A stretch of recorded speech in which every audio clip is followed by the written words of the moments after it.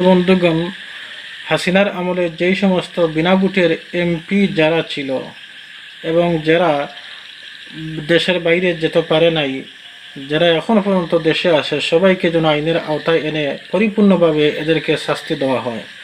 আর আমাদের সিলেটের ভিতরে অনেক আলিম নামের জালিমও আছে, যারা মজলুম অসহায়দের পাশে না দাঁড়িয়ে জালিমের সাথে হাত মিলিয়েছিল।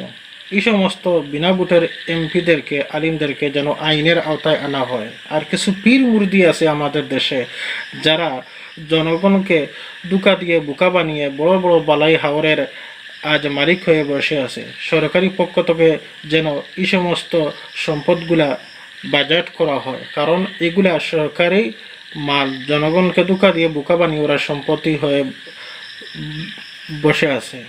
আর যতটা মাজার আসে প্রতিটা মাজার ভেঙে ফেলে দেওয়া হোক।